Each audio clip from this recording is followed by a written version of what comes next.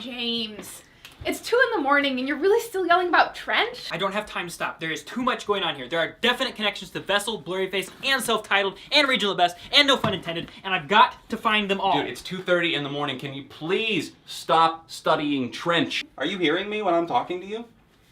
I'm sorry, John, but any concerns that you have with my study habits and what I'm working on right now are gonna have to wait till October 6th.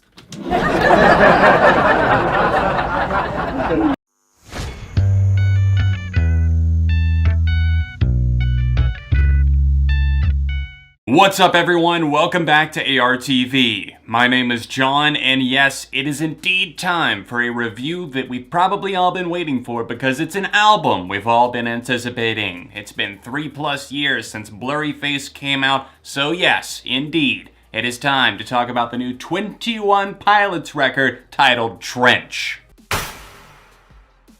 21 Pilots conquered the world as a duo with their compelling and long-lasting record Blurryface. Leader Tyler Joseph rallied millions of fans with his fluid transitions between singing and rapping, and more significantly impacted them with his ability to talk about deep and dark subjects in the lyrics, all while still leaving some feeling of hope. After the short break, which we never called it a hiatus, Joseph retreated to his home in Ohio to begin work on what we now know as Trench.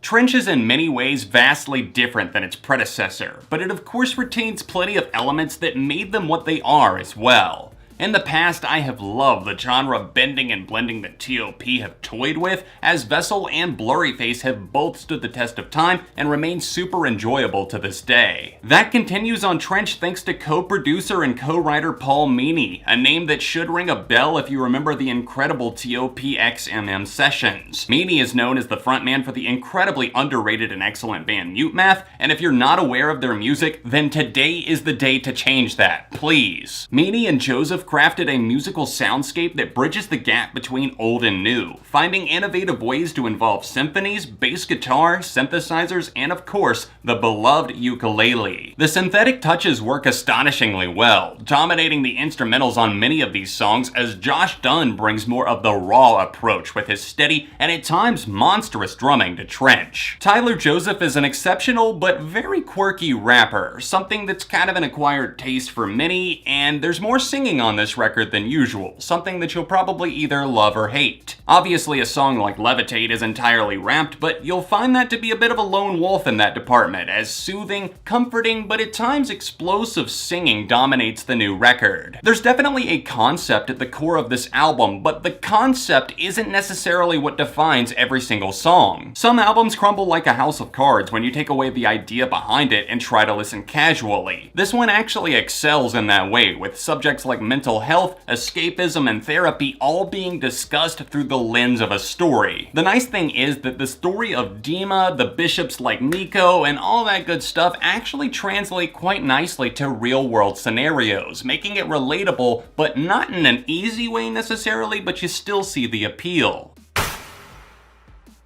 While there's plenty of super deep and at times complicated references on Trench, it's never overbearing or cumbersome to listen to. While it is an album that's longer in length, nearly hitting an hour long, it rarely, if ever, feels unnecessary. That's actually a huge relief to me because one of my biggest fears going into Trench is that it would be so tied up in the DEMA storyline and all of the super complicated themes that they would forget about the normal listener. Instead of doing that, they don't at all make that move, as the record is perhaps even a bit more inviting than Blurryface in some regards. I do think that the album lacks some of the heavyweight singles that the last one had, as this one feels much more low-key and reserved as a whole. Outside of one transition that I didn't particularly care for, that being Neon Gravestones into the Hype, it just felt a little bit weird with the way that it was juxtaposed there. It's not necessarily a bad thing, it just threw me off a little bit, at least on the first few listens. Outside of that, I really feel like there's a very fluid momentum going on. There's a connectivity between the tracks. It finds the perfect balance and runs with it, exploring new sounds, new ideas, and quite literally new places over 14 tracks. When Nico and the Niners and Jumpsuit dropped as the pair of lead singles, I was seriously impressed. I really didn't know where they were headed after Blurry Face. The pressure was on when it came to labels, to the mainstream audience, and even pleasing fans, but this actually seems like a move straight out of the official TOP playbook rather than a top 40 move. Jumpsuit opens with an aggression that's never again seen on the album, which in a way disappoints me since Tyler's screams and that throttling bass riff kicks so much ass. Nico and the Niners did a great job of quite literally showing fans why the duo was caught between a rock and a hard place, all over a nice uke melody and a super earwormy vocal line. I was immediately struck by the lovely sentiments and danceable appeal of My Blood, an ode to perhaps family or perhaps to the fans. Either way, the bass and the synth paired together alongside Joseph's falsetto vocals is just musical ecstasy, a splendid surprise that came out of left field. Chuckles are sure to ensue on Smithereens, the leading man's ode to his wife Jenna, where he sizes himself up to any danger that might come her way, all 153 pounds of him. Serious topics hit home on the majority of Trench though, with Neon Gravestones not only being the cornerstone of the album, but what I feel is the greatest song here. The intelligence and boldness of a cut like this doesn't come marching along every day, as they take off the mask and get candid about romanticizing suicide and mental health. The pianos are chilling to the bone, and Tyler's singing and rapping here moves me to the point of becoming emotional. The idea of pointing out a neon gravestone is smart in and of itself, with flashing lights all but being illuminated on those who seem to be praised for taking their own life.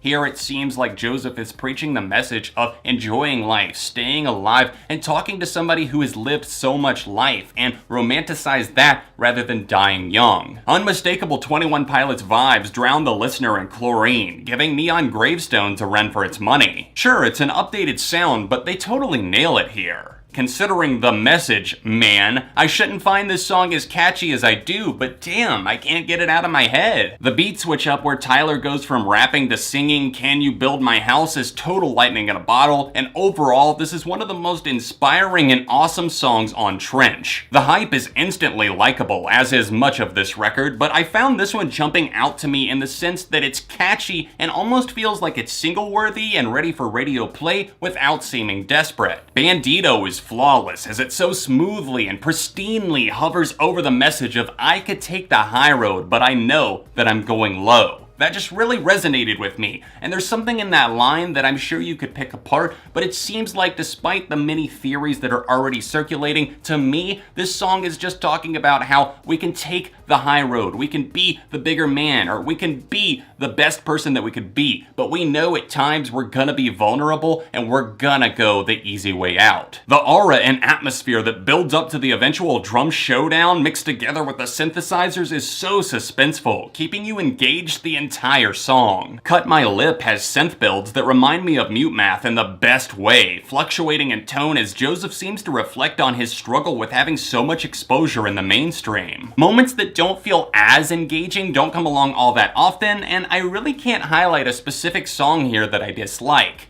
I suppose I have my least favorites in the form of Morph and Legend, but don't go and get it twisted. Even though I might list those as my least favorite, it doesn't mean that I dislike those songs. They just don't jump off the page to me as much as others, and I still like them. I think they've grown on me more and more, especially with the 90s alternative and hip-hop influence that I'm finding on Morph. There's a nice beat change up there, and on Legend, it's a great ode to his grandfather who recently passed away. The warped sound and agenda of Pet Cheetah is especially rousing, feeling like the perfect song for Halloween, especially with those distorted backing vocals. Levitate is actually pure fire that I did not see coming. The wordplay, the MC ability, and the instrumental with that Middle-earth sounding woodwind is unbelievably good. I don't think you need me to tell you that Leave the City gets the job done. Job done. That sounds a lot like... Seriously, it is an effective closer, and it's a great way to wrap up and kind of summarize the journey that they took fans through on Trench. It's a slow-lit fuse, but once it goes off, be prepared. I intentionally kept my expectations grounded and lowered over the past 2 years as I anticipated new music from 21 Pilots. Would they go in a more mainstream-friendly direction? Would this be losing themselves? But instead, on Trench, I feel rewarded and relieved in some ways, but knowing that I probably should have trusted them as they've delivered an album that pretty much fulfills everything you could want from T.O.P. I think that my biggest complaint overall is that some of the songs don't stand out quite as much as some of their past releases, like the last 2 albums, Vessel and Blurry Face, but again, it's more of a relaxed, slow album, and that's not a bad thing because the flow is actually pretty impeccable here. Overall, I really don't have too many complaints whatsoever, not too many criticisms either, and that's not just me sucking up to 21 Pilots and their fan base. You know, with like Pray for the Wicked and Mania earlier this year, if it's a bad album, I'm going to tell it like it is, and with this release, it's simply not. It's good stuff, guys. In fact, it's great stuff more often than not, and overall, I'm giving this a light 4.5 out of 5. What do you think of Trench? It is finally here. Let me know your thoughts, your theories, and everything else in the comments section down below. Don't forget to drop a like on the video while you're here, and help me get this to 1,500 likes. Thanks again to Amino for sponsoring today's review. Don't forget to grab the Click Amino for free at the top link down below, and follow me, username ARTV. It helps support the channel. Don't forget to check out my review of Palais Royale that I just dropped a few days ago. It didn't get much love, so please go check that out at this card right here. There's another recent video right over here from 21 Pilots, and other than that, I'll see you soon for more right here on ARTV.